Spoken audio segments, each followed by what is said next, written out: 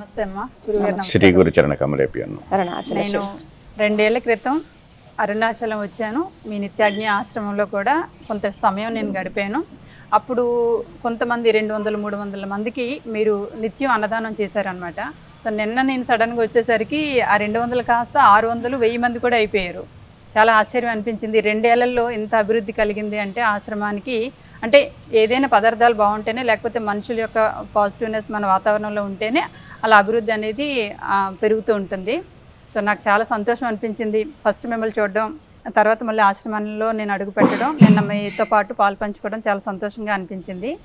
And Nanduri గారు కూడా మీ ఆశ్రమం గురించి కానీ మీ అన్నదానం గురించి కానీ చాలా చక్కగా వివరించారు. చాలా సంతోషం అనిపిస్తుంది. కానీ అకస్మాత్తుగా ఎంత వేలల్లో మీకు జనం రావటం ఏమి ఇబ్బంది అనిపించటం లేదా? అంటే మేము 2017లో ఈ అన్నదానం అనేది స్టార్ట్ చేసాము. అవును. స్టార్ట్ చేసినప్పుడు 2017లో మేము స్టార్ట్ చేసింది చెన్నైలో, స్ట్రైట్గా ఇక్కడ అరుణాచలంలో స్టార్ట్ చేయలేదన్నమాట. అక్కడ నేను హోమాలు నేర్పిస్తూ ఉంటాను కదా, నా స్టూడెంట్స్ మేమందరం ఒక వాలంటీరింగ్ గ్రూపు అందరం కలిసి హంగర్ స్పాట్స్ ఐడెంటిఫై చేసి ఆ బ్రిడ్జీల కింద ఆహారం లేకుండా ఉండేవాళ్ళు, రోడ్డు పక్కన ఆహారం లేకుండా ఉండేవాళ్ళు, అలా మొదలుపెట్టినటువంటిది. నేను అరుణాచలానికి తరచుగా వస్తూ ఉండేవాడిని, ఇక్కడికి వచ్చి సాధన చేస్తూ ఉండేవాడిని అనమాట. సో ఇక్కడికి వస్తున్నాను కదా, ఇక్కడ కూడా చేద్దామనే సంకల్పం కలిగింది, ఇక్కడికి రావటం. అదేవిధంగా 2000 సంవత్సరంలో పర్మనెంట్గా ఇక్కడికి వచ్చేయటం కోవిడ్కి ముందు జరిగి, నెలలో 1-2 సార్లు పర్వదినాల్లో ఇలా చేసేటువంటి అన్నదానం 2022లో నండూరు గారు వచ్చి వారు కూడా ఒక 12 రోజు పార్టిసిపేట్ చేయటం, వారికి నచ్చి వారు తన ఛానల్కి చెప్పటం, ఆ ఛానల్ కుటుంబ సభ్యులందరూ విరాళాలు ఇవ్వటంతో మేము నిత్యం చేయగలిగినటువంటి భాగ్యం మాకు కలిగిందనమాట. అంటే 2022 నుంచి ఇప్పటి వరకు నిత్యం చేస్తున్నాం. ఆ 2022లోనూ ఎండింగ్లోనూ 2023లోనూ మీరు వచ్చారనమాట, స్టార్టింగ్లో జనవరి ఫిబ్రవరిలో. అప్పుడు ఒక 300 మందికి చేసేవాళ్ళం ప్రతినిత్యం. ఇప్పుడు అది పెరిగి 1000 మంది దాటిపోయిందనమాట. సుమారుగా ఆన్ అన్ యావరేజ్ 1000 మంది జరుగుతుందన్నమాట. ఒక్క సాధువులే కాదు, నిన్న వచ్చినప్పుడు సాధువులు ఒక 1 hour 2 hours వరకు సాధువులే మొత్తం ఉన్నారు. ఆ తర్వాత నేను 4-5 వరకు ఉన్నా కూడా సామాన్య ప్రజలు కూడా రావటం, చిన్నపిల్లలు, పెద్దవాళ్ళు, బాటసార్లు కూడా రావటం జరిగింది. అదొక 2 hours వరకు ప్రాసెస్ జరిగింది. వాళ్ళు కూడా వచ్చేటప్పుడు నేను ఓన్లీ సాధువులకే పెడుతున్నారేమో అనుకున్నాను, కానీ ఆకలితో ఉన్న ప్రతి ఒక్కరికి కూడా ఇక్కడ అన్నం దొరుకుతుంది. మొదటిగా అంటే 11:30కే సాధువులు స్టార్ట్ చేస్తామమ్మా. సుమారుగా 300 మంది సాధువులు ప్రతి నిత్యం వస్తారనమాట. వారికి భోజనం పెట్టి ఒక 20 రూపాయలు దక్షిణగా ఇస్తాము. ఆ తర్వాత యాత్రికులు అరుణాచలానికి బాగా వస్తున్నారనమాట. ఇప్పుడు ప్రతిరోజు ఒక 20,000 మంది యాత్రికులు, వీకెండ్ అయితే ఒక 70,000 మంది, పౌర్ణమికి ఒక 4 నుంచి 5 లక్షల మంది యాత్రికులు వస్తున్నారు. కాబట్టి యాత్రికులందరికీ తెలుసు అనమాట, ఇక్కడ బయట బోర్డు ఉంటుంది నిత్యాగ్ని అని, భోజనానికి వచ్చేస్తారు, హోమ్లీ ఫుడ్ దొరుకుతుందని, హోటల్స్లో తినటం ఎందుకు అనేది ఉద్దేశంతో యాత్రికులకు వస్తారు. ఆ తర్వాత అన్నార్తులు వస్తారు, డెస్టిట్యూట్స్ అనమాట. వారికి సుమారుగా 3 గంటల వరకు జరుగుతుంది. అప్పుడప్పుడు అయ్యప్ప స్వామి దీక్ష తీసుకున్న వాళ్ళు, భవానీ దీక్షలు తీసుకున్న వాళ్ళు వస్తారనమాట. ఇక్కడ మేము ఆహారంలో కూడా ఉల్లిపాయ కానీ వెల్లుల్లి కానీ ఏది వాడమన్నమాట. కాబట్టి ఆ భోజనం సౌకర్యంగా ఉంటుందనే ఉద్దేశంతో అలా రోజుకి ఒక 1000 మందికి భోజనాన్ని, అంటే ఆ భోజనాన్ని పెట్టే అవకాశం ఆ పరమేశ్వరుడు మాకు అవకాశం భాగ్యంగా కల్పించాడు. అది చాలా గొప్పవరం. అది మీ ఇద్దరికి ఇవ్వటం, అది మీరు పూర్వజన్మలో చేసుకున్న సుకృతమో, లేకపోతే మా లాంటి వాళ్ళకి అందరికీ మీరు అన్నం పెట్టడం, మేము ఇక్కడికి వచ్చి తినడం మా అదృష్టం. అంటే మీ వచ్చి తినే వాళ్ళకి అదృష్టం అని నేను అన్న కానీ అది మా భాగ్యంగా కోరుకుంటాను అనమాట. అది మా భాగ్యం, మాకు అవకాశం దేవుడు ఇచ్చాడని అనుకుంటాను. ఇప్పుడు మీకు ఎక్కడైనా దొరకొచ్చండి. ఎంతోమంది అన్నదానాలు చేసేవాళ్ళు ఉంటారు కదా, మా దగ్గరికే రావాలని లేదు కదా, మా దగ్గరికి వచ్చారంటే అది మా భాగ్యంగా భావిస్తాం. అమ్మ, గురువుగారేమో నిత్యం నిత్యాగ్ని హోమాలు అంటూ చాలా ప్రదేశాలకు వెళ్తూ ఉంటారు కదా. సో అలాంటి సమయంలో మీరు ఒక్కరే ఉన్నారు, మీకేమో పిల్లలు, చాలా చిన్న చిన్న పిల్లలు ఉన్నారు కదా. సో మరి ఎన్ని వేల మందికి భోజనాలు పెట్టాలి అంటే గురువుగారు ఉండేటప్పుడు అంటే ఓకే, లేనప్పుడు కూడా అది ఎక్కడ ఆటంకం కలగకుండా మీరు వెనకుండి నడిపిస్తున్నారు కదా. సో మీ ఓపికకి ముందు నమస్కారం తెలియజేయాలి. తర్వాత ఎలా ఎంత కంటిన్యూస్గా ఒక సింగిల్ ఉమెన్, గురువుగారు అప్పుడప్పుడే ఉంటారు, నాకు తెలిసి మొత్తం ప్రాసెస్ అంతా మీరే చేస్తున్నారు, ఎలా మీకేం కష్టంగా అనిపించడం లేదా? కష్టమేం లేదమ్మా. వచ్చే వాళ్ళందరినీ మా బిడ్డలుగానే భావిస్తాము. ఉదయం 4 గంటల నుంచి ప్రాసెస్ మొదలు పెడతాము. వంట కార్యక్రమం అది. మాస్టర్స్ ఉన్నారు, 2 మాస్టర్లు ఉన్నారు. 4 గంటల నుంచి ప్రాసెస్ మొదలుపెట్టి 10:30 కల్లా కంప్లీట్ చేస్తారు. వంట కంప్లీట్ అయిపోతుంది. ఉదయం కూరగాయలు అవన్నీ ప్రతిరోజు 100 కిలోల కూరగాయలు పడుతుంది. ప్రతిరోజు 100 కిలో. ఏ రోజు కూరగాయలు ఆ రోజే వస్తాయి, ఫ్రెష్ గా తీసుకొస్తాం. ఎన్నింటికి వస్తాయి? మార్నింగ్ 5 o'clockకి మా మనిషి ఒక అతను మార్కెట్కి వెళ్తాడు. పెద్ద మార్కెట్ ఉంది. ఆ మార్కెట్కి వెళ్ళి ఫోన్ చేస్తాడు. అక్కడ కూరగాయలు ఫ్రెష్గా ఉన్నాయి, మన బడ్జెట్లో ఎంతవరకు ఉన్నాయి ఏంటి అనేది చూసుకొని ఫోన్ చేస్తే దాన్ని బట్టి మేము కూరగాయలు చూస్ చేస్తాము. అంటే స్టోరేజ్ కూరగాయలు కూడా లేవు, ఎప్పటికప్పుడు ఫ్రెష్గానే వస్తాయి. ఎప్పటికప్పుడు ఫ్రెష్గా తీసుకొస్తాం. ప్రతిరోజు కూరకి 45 నుంచి 50 కిలోలు కూరగాయలు పడుతుంది.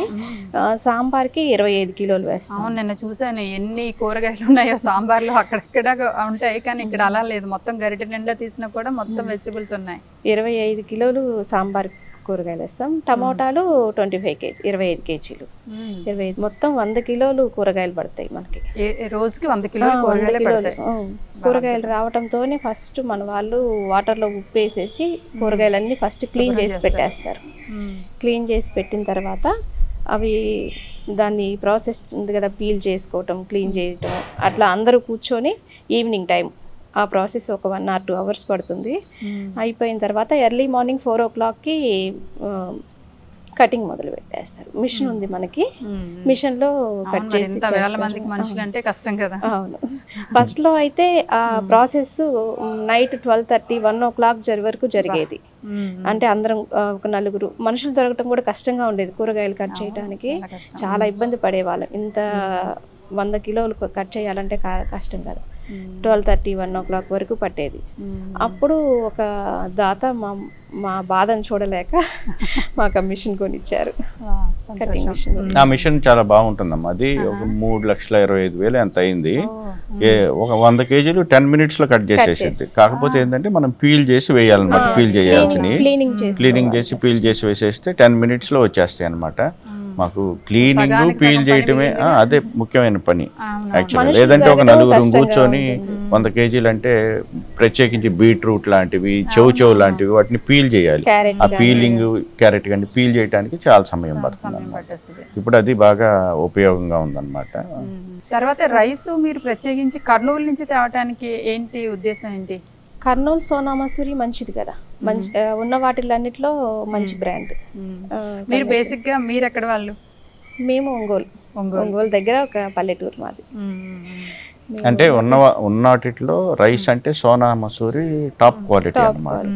ఆ టాప్ క్వాలిటీ వాడాలని దాంట్లో కూడా పాత బియ్యం తెప్పిస్తాం అనమాట. 1 year old బియ్యం. అది బాగా ఒదుగుతుంది, ప్లస్ రుచిగా కూడా ఉంటుంది అనమాట. అంటే మాకు వచ్చేటువంటి సాధువుల్ని మేము మహేశ్వరులుగా భావిస్తాం.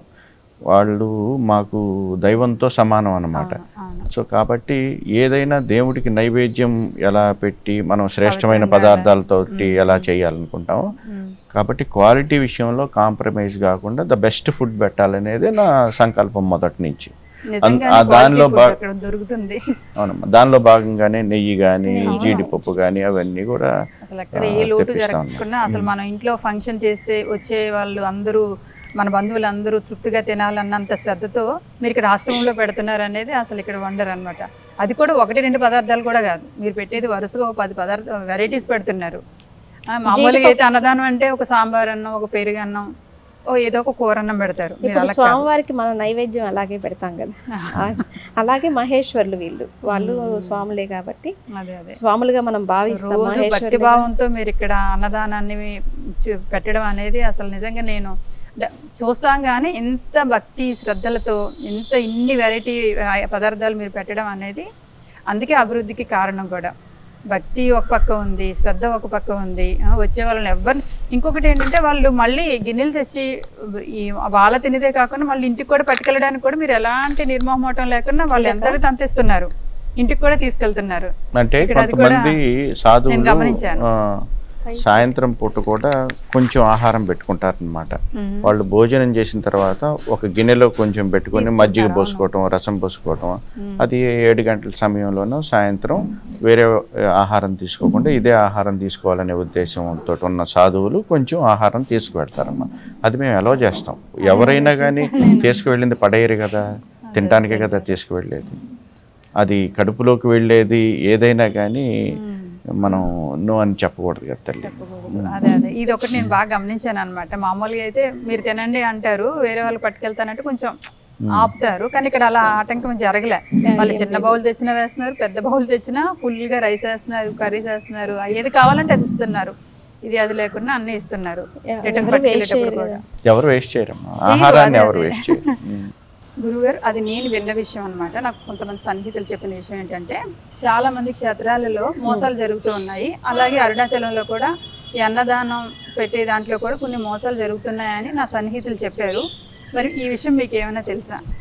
అంటే ఎప్పుడైనా క్షేత్రం అనేటువంటి ప్లేస్కి భక్తులు వస్తారమ్మా. ఎప్పుడైతే భక్తులు విరివిగా వస్తారు, అది ఇక్కడికి కావచ్చు, తిరుమల కావచ్చు, షిరిడి కావచ్చు, ఇంకా వేరే ఏ క్షేత్రం అయినట్టు కావచ్చు అనమాట. ఎక్కడైతే మంది కూడుతుందో మోసాలు చేసేవాళ్ళు, దళారులు కూడా ఎక్కువ మంది వస్తారు. అది సహజమే మనకి. ఇప్పుడు శ్రద్ధగా భక్తితో చేసేవాళ్ళు ఉంటారు.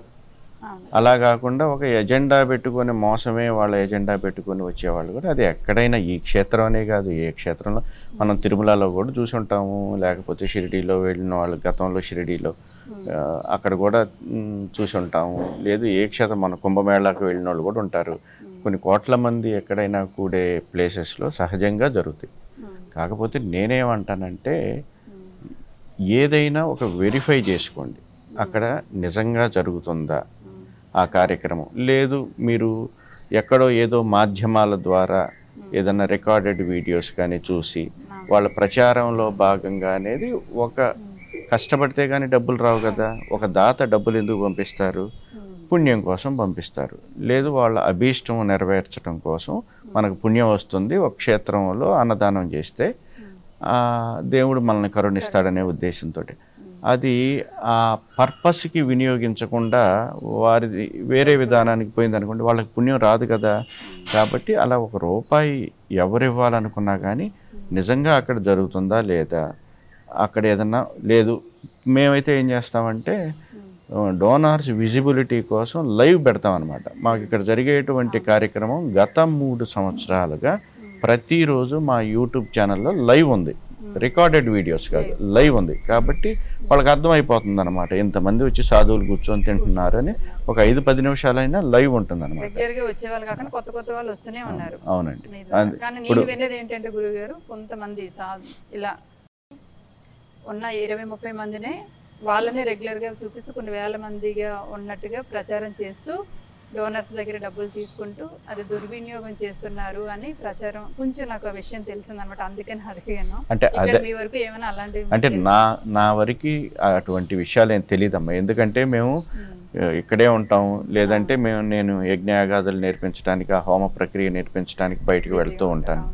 మేము ఇక్కడ మార్నింగ్ వస్తే ఈవినింగ్ దాకా ఇక్కడే. అంటే బయట ఏం జరుగుతుందో మాకు తక్కువగా తెలుస్తుంది. అంటే ఎవరన్నా చెప్తే వినాల్సిందే, కానీ బేసిక్గా మేము ఎవరన్నా అలాంటి విషయాలు కూడా మా దగ్గరికి తీసుకొచ్చేవాళ్ళు ఎవరు మోసాలు చేస్తున్నారనే తెలీదు. నేనైతే ఏమంటానంటే ఒకసారి వెరిఫై చేసుకోండి, వెరిఫై చేసుకొని చేస్తే మంచిది కదా, వాళ్ళకు ఉన్నటువంటి అపోహలు తొలగిపోతాయి కదా.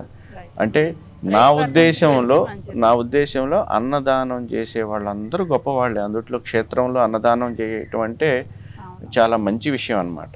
కాకపోతే అది కరెక్ట్గా చేస్తున్నారా లేదా అనేది కూడా వెరిఫై చేసుకోండి. గతంలో నండూరి గారు వచ్చినప్పుడు కూడా నా దగ్గర రావడానికి కారణం ఏంటంటే ఒక 2 సార్లు మోసపోయారు వారు కూడా ఈ విధంగానే.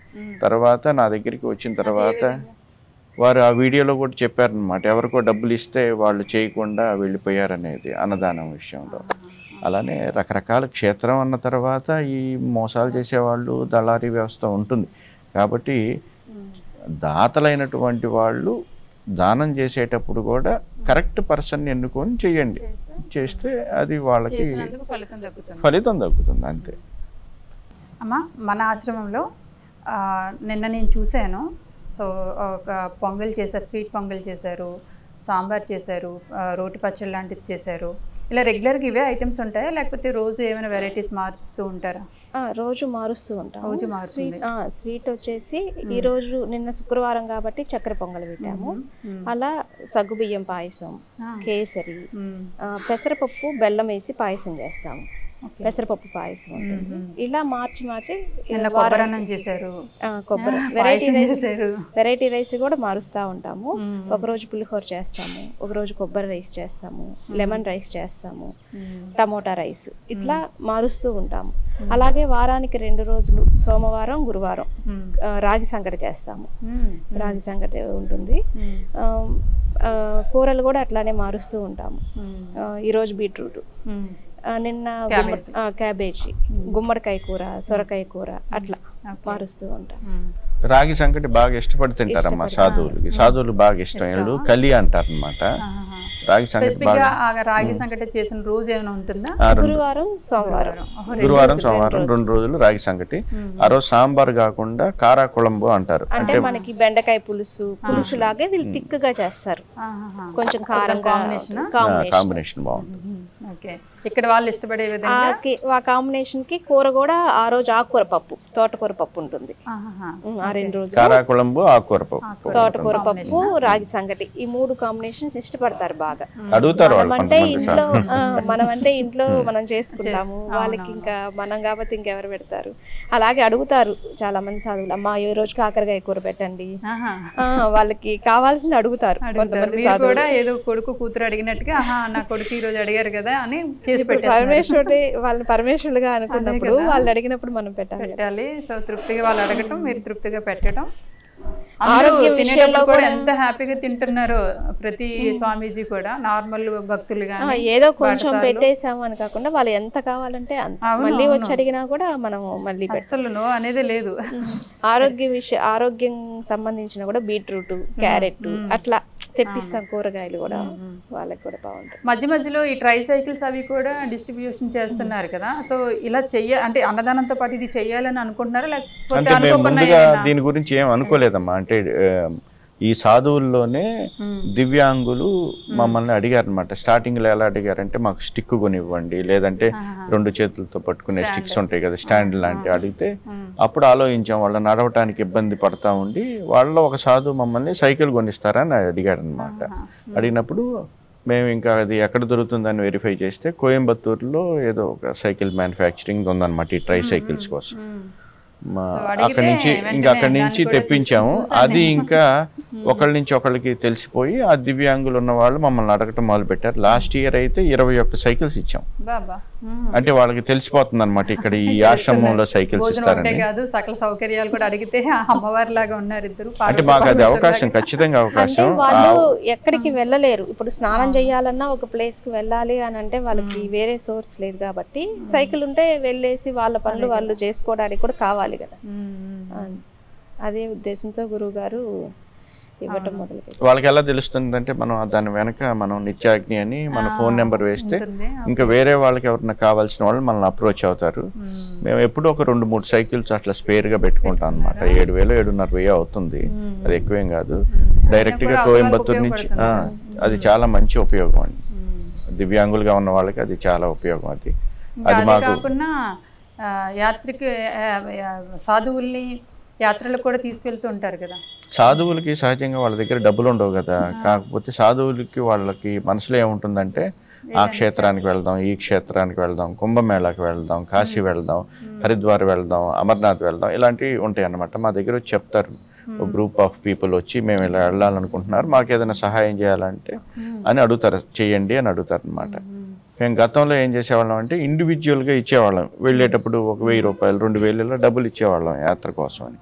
తర్వాత ఏం చేసామంటే ఒక గ్రూప్ని ఫామ్ చేసి ఒక టీమ్గా వాళ్ళందరినీ 10 మందిని 20 మందిని ఇలా పంపించడం మొదలు పెట్టామన్నమాట.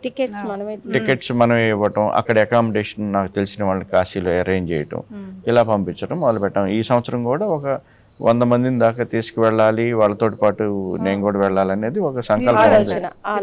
ఇంతవరకు వెళ్ళలేదు. ఈ సంవత్సరం అయితే అలా చేయాలనేది ఒక ఆలోచన ఉంది. మంచి ఆలోచన అది. పుణ్యక్షేత్రాలకి మనం వెళ్ళడం ఒక ఎత్తైతే మనతో కూడా ఇంకొకరు తీసుకెళ్ళడం అది మహాపుణ్యం. చాలా మంచి కార్యక్రమాలు. ఒక అన్నదానమే కాదు, ఆరోగ్యపరంగా చూసుకుంటున్నారు, యాత్రపరంగా చూసుకుంటున్నారు. వేరే అబ్బాయికి కూడా ఏదో కాళ్ళు ఏదో ఇదైతే ఆ అబ్బాయికి స్వయంగా హాస్పిటల్లో అడ్మిట్ చేసి అన్నీ కూడా ప్రొవైడ్ చేసి ఆ అబ్బాయిని కాళ్ళు ఏమైంది తనకి అంటే మన దగ్గరికి ఒక అతను వాలంటీరింగ్ చేయడానికి వచ్చాడమ్మా. Okay okay. అతనికి అంతకు ముందే సెప్సిస్ అయ్యిందట్టుంది, సెప్టిక్ అయ్యిందట్టు. ఇంకా భగవంతుడే పంపించాడు. వాళ్ళు GH తీసుకువెళ్తే అతన్ని యాంపిటేట్ చేయాలి, కాలు తీసేయాలన్నారు. 27 ఏళ్ళు 28 ఏళ్ళు ఉంటాయి చిన్నపిల్లవాడు. లేదు అని చెప్పి ఇంకా వెంటనే ప్రైవేట్ హాస్పిటల్ తీసుకెళ్తే ఒక 2 ఆపరేషన్స్ చేసేసి ఈరోజు అతనికి కాలు పోకుండా భగవంతుడు అరుణాచలేశ్వరుడే నిలబెట్టాడు. మీ ద్వారా అతనికి మంచి కాలు తీసేయడం అంటే అతని లైఫ్ సగం ఏంటి అసలు లేనట్టే కదా. అంటే ఇవన్నీ భగవంతుడు ఇచ్చేటువంటి అవకాశాలేనమ్మా. ఆ డబ్బులు ఆయన ఇస్తున్నాడు, ఆ పని చేయమని కూడా వారి ద్వారానే జరుగుతుంది అనమాట. లేకపోతే ఎక్కడబ్బా కేరళ నుంచి వచ్చాడంట, మన దగ్గరికి రావాల్సిన అవసరం ఏముంది కదా. మన దగ్గరికి వచ్చి కూడా ఒక 1 వీక్ అయింది, జస్ట్ 1 వీక్ అయింది. కరెక్టే చెప్పాలంటే అతని బ్యాక్గ్రౌండ్ కూడా ఏది తెలియదు, ఆధార్ కార్డులు ఏంటో కూడా తెలియదు అనమాట. సో తెలియని వ్యక్తికి ఒక కొడుకులాగా చూసుకొని తనకి వైద్యం చేయించి మరీ పంపించారు. ఉన్నారా తను మీతోనే? ఇప్పుడు హాస్పిటల్లోనే ఉన్నాడు. ఇంకా స్టిల్ లాస్ట్ 1 మంత్ నుంచి హాస్పిటల్లోనే ఉన్నాడు. ఆ 1 మంత్ నుంచి మీరే చూసుకుంటున్నారు. అద్భుతం కదా, ఇది కదా సేవ అంటే. చాలా 3 వీక్స్ పడుతుంది పూర్తిగా రికవర్ అవ్వాలి. ఇంక ఇది ఒకటే కాకుండా కంటి ఆపరేషన్ చేయిస్తున్నారు, మీరు మొక్కలు డిస్ట్రిబ్యూషన్ చేయిస్తున్నారు. ఇవన్నీ అంటే ఒకదాని తర్వాత చేయాలనుకుంటున్నారా, లేకపోతే అనుకోకుండా అలా ప్రాసెస్లో వెళ్ళిపోతుందా? మేము చారిటీ చేసే విధానంలో మా ముందుకి ఏ సమస్య వచ్చినా కానీ దానికి సహకారం చేయాలనేదే మా ఉద్దేశం అనమాట. చాలామంది సాధువుల్లోనే పెద్దవాళ్ళు కదా సాధువులు అంటే, ఇక్కడ వయోవృద్ధులు ఎక్కువ మంది ఉంటారు. వాళ్ళందరికీ కంటి సమస్యలు ఉంటాయి అన్నమాట. వాళ్ళు మాకు కళ్ళజోడు ఇవ్వండి అంటే, కళ్ళజోడు కొనుక్కోవాలన్నా ఒక 500-1000 రూపాయలు కావాలి కదా, వాళ్ళకి టెస్ట్ కావాలి కదా. అందుకని మేము పోయిన సంవత్సరం కొన్ని హాస్పిటల్స్ తోటి టైఅప్ అయిపోయి ఇక్కడ ఒక ఐ క్యాంప్ పెట్టామన్నమాట. ఆ ఐ క్యాంప్లో భాగంగా ఒక 100 మంది పైగా కళ్ళద్దాలు ఇవ్వటం, ఒక 14 మందికి క్యాటరాక్ట్ ఆపరేషన్ చేయించాం. అది ప్రతి సంవత్సరం చేయించాలనేది ఒక ప్రాసెస్లో భాగంగా మాకు ఉందన్నమాట. ఇక మొక్కల విషయానికి వస్తే ఈ మొక్కలు ఈ సంవత్సరం 19,500 మొక్కలు నాటామమ్మా. అది నాకు యాక్చువల్గా మొక్కలంటే బాగా ఇష్టం. అందులో ప్రత్యేకించి నా సంకల్పం ఉందన్నమాట. ఒక అశ్వత్థ వృక్షం అంటే రావి చెట్లు అట్లీస్ట్ ఒక 1000 నాటాలనేది నా చిన్నప్పటి నుంచి సంకల్పం. అది ఆ విధంగా నాకు రావి చెట్లు కానీ బిల్వ వృక్షాలు కానీ రకరకాల వృక్షాలు ఈ క్షేత్రంలో నాటించేటువంటి అవకాశం భగవంతుడు కల్పించాడు. ప్రత్యేకించి రావి చెట్టునే నాటాలి అన్న ఆలోచన మీకు? రావి చెట్టు విష్ణు స్వరూపం అమ్మ, వృక్షరాజం. దాంట్లో మూలంలో ఇలా త్రిమూర్తులు ఆ చెట్టులో ఉంటారనేది అశ్వత్థ సూక్తం ఉందన్నమాట. ఆ సూక్తంలోనే చెప్పబడుతుంది. అంటే ఋషులే అశ్వత్థ వృక్షం గురించి ఒక సూక్తం రాశారు. అంత గొప్ప చెట్టు అనమాట. కాబట్టి రావి చెట్టు నాటించాలనేది చిన్నప్పటి నుంచి కోరుకుండేది. అండ్ మోర్ ఓవర్ ఏంటంటే రావి చెట్టు ఎలా అయినా బతుకుతుంది. మీరు చూసుంటారు, గోడల్లోంచి కూడా వస్తూ ఉంటుంది, ఇళ్ల కప్పుల్లోంచి కూడా వస్తూ ఉంటుంది, నీళ్ళే ఉండాలని లేదు. అండ్ మోర్ ఓవర్ అది పెరీనియల్ ప్లాంట్ అనమాట. ఒక 400-500 సంవత్సరాలు నివసించేటువంటి చెట్టు. ఒక ఎకో సిస్టమ్ డెవలప్ అవుతుంది. ఆ చెట్టు మీద నివసించేటువంటి ఎన్నో జీవరాశులు, పక్షులు అన్నిటికీ ఆసరాగా ఉంటుంది. ఒక ఎకో సిస్టమ్ డెవలప్ అవుతుంది అనమాట. అందువల్ల రావి చెట్టు అంటే నాకు బాగా ఇష్టం. అమ్మ, మీరు ఆహారం పెడుతున్నారు కదా, సుమారుగా ఇన్ని వెరైటీస్ పెడుతున్నారు కాబట్టి సుమారుగా ఎంత వచ్చమ్మా ఒక ప్లేట్ భోజనానికి? ఒక ప్లేట్ భోజనం 86 రూపాయలు. 86 రూపాయలు, ఆల్మోస్ట్ 100 రూపీస్. అంటే మా ఆశ్రమానికి మాకయ్యే ఖర్చు అమ్మ, అది 86 రూపాయలు పడుతుంది అనమాట. అంటే మాకు ఇవన్నీ చేయటానికి మేము ఒక సమకూర్చి ఒక ప్లేట్ భోజనం మనం ఆహారంగా ఇవ్వటానికి మాకయ్యే ఖర్చు 86 రూపాయలు అనమాట. తర్వాత నేను 2 ఏళ్ల క్రితం వచ్చినప్పుడు మీరు ఓన్లీ సైట్ కొన్నారు కదా, మరి ఇప్పుడు అది కన్స్ట్రక్షన్ అవుతుందని విన్నాను. కన్స్ట్రక్షన్ ప్రాసెస్ ఏంటి, అది ఎప్పటికి పూర్తి అవ్వచ్చు? కన్స్ట్రక్షన్లో ఉందమ్మా. ఇంకొక 7-8 నెలల్లో కొత్త ఆశ్రమానికి వెళ్ళటానికి ఆ భగవంతుడు అనుగ్రహిస్తే వెళ్ళగలుగుతాం కార్తీక మాసం లోపు. ఇది ఇప్పుడు మేము సూర్యలింగానికి ఆపోజిట్లో ఉన్నాం అనమాట.